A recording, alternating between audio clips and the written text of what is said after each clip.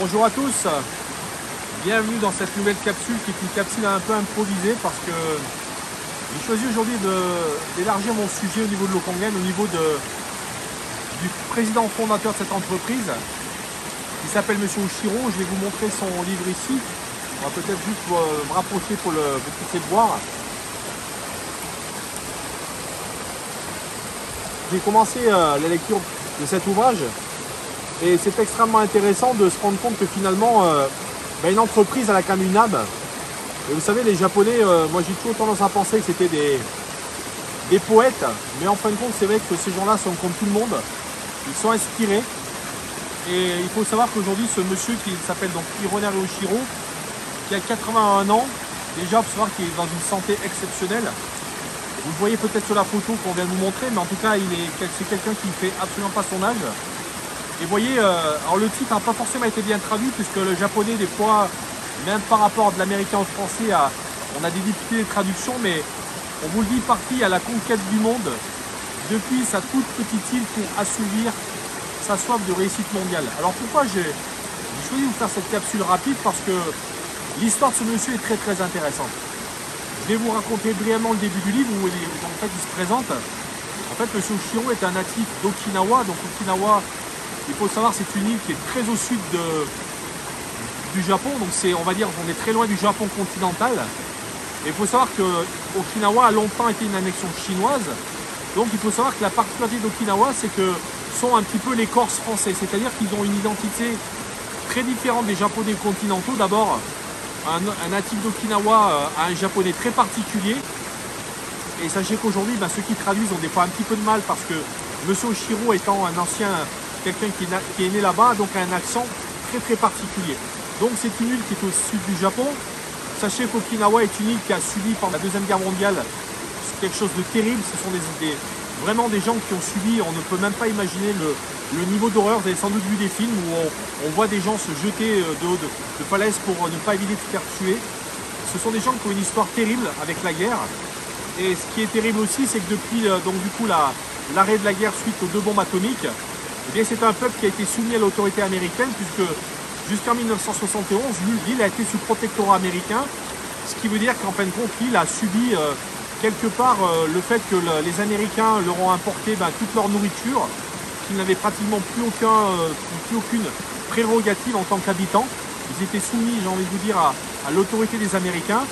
Et donc il a fallu attendre 72 pour que l'île finalement revienne sous le giron du Japon occidental, sachant que c'est une île qui a été très très pauvre suite à la guerre où il y a eu des milliers de morts. Et vraiment ça a été, je vous invite à vous documenter sur Okinawa et la guerre, ça a été terrible. Et d'ailleurs M. Oshiro a connu la guerre.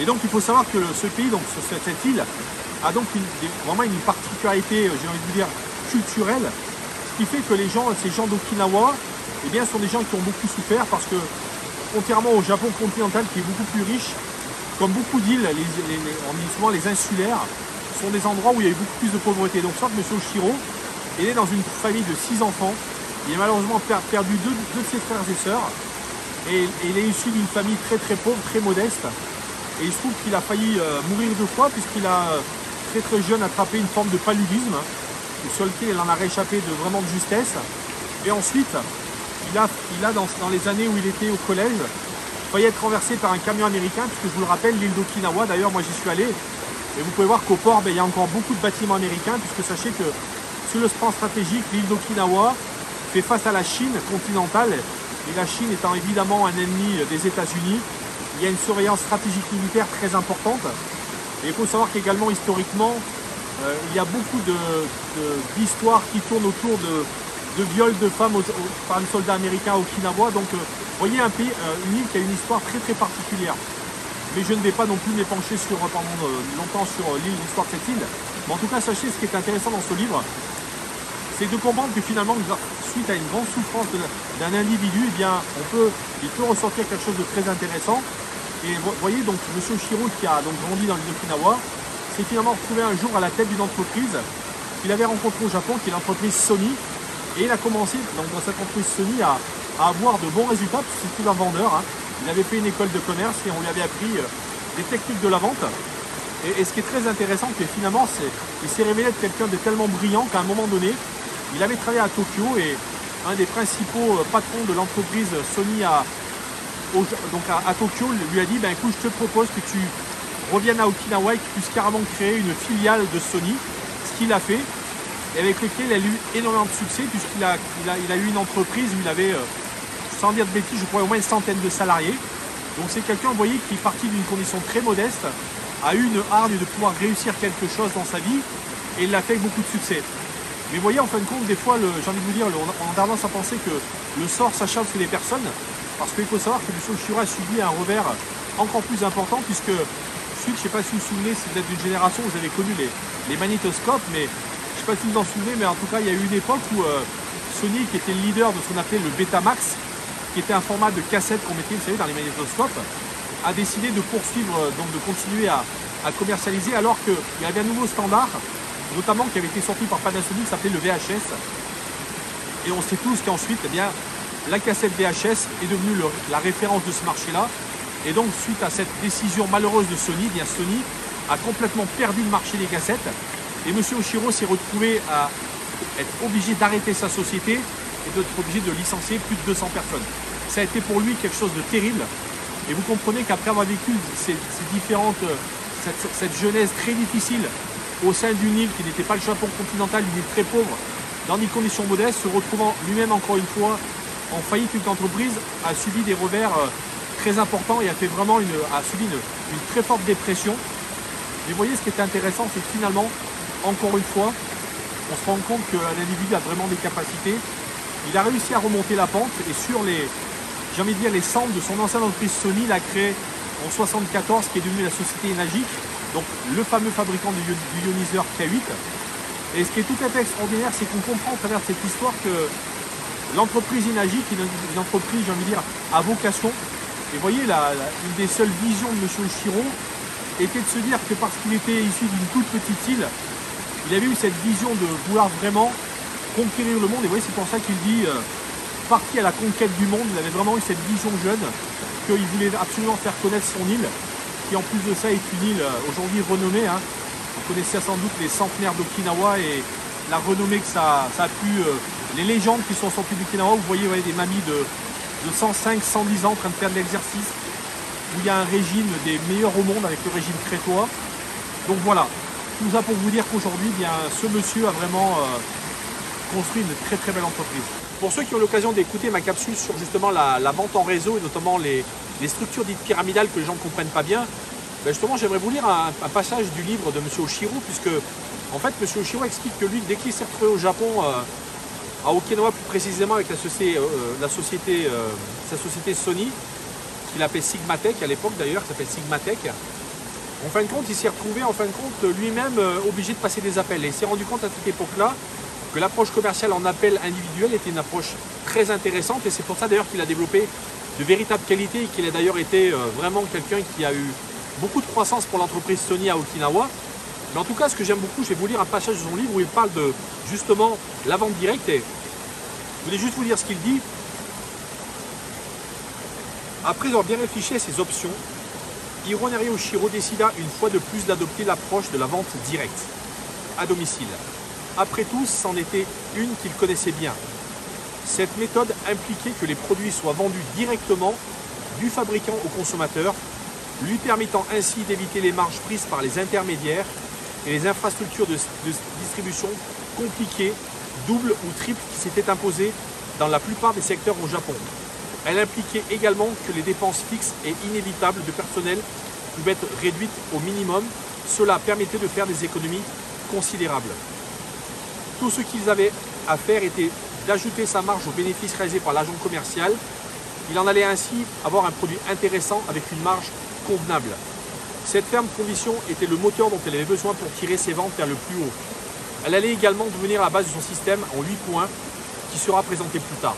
Voilà, donc j'arrête là, mais juste pour vous dire que, vous voyez, M. Oshiro résume en quelques lignes ce que je vous expliquais dans la dernière capsule, à savoir qu'aujourd'hui la vente directe est un modèle très intéressant puisqu'on va pouvoir éviter les intermédiaires et surtout proposer un produit de qualité beaucoup moins cher, parce que vous avez compris qu'en éliminant les intermédiaires de commerce, on va évidemment pouvoir proposer un produit nettement moins cher pour la même qualité. Donc vous voyez que ce qui est extrêmement intéressant, c'est l'histoire de ce monsieur, parce qu'en fin de compte, elle nous permet de nous rendre compte que, nous avons effectivement quelqu'un qui a une histoire très particulière, et on sait qu'aujourd'hui, beaucoup d'empires industriels ou de sociétés ont souvent été créés par des gens qui avaient connu de grandes difficultés et qui avaient en fin de compte, d'une certaine manière, une revanche à prendre dans leur vie. Et c'est vraiment expliqué, c'est le filigrane de ce livre.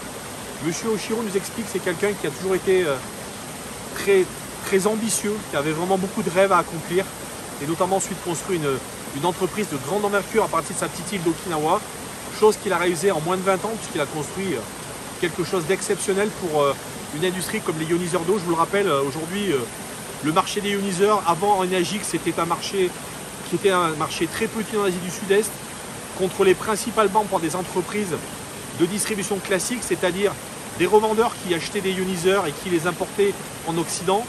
Mais c'est pour ça qu'avant 2003 aux États-Unis, où véritablement l'entreprise a connu ses lettres de noblesse, eh bien ce marché-là était insignifiant.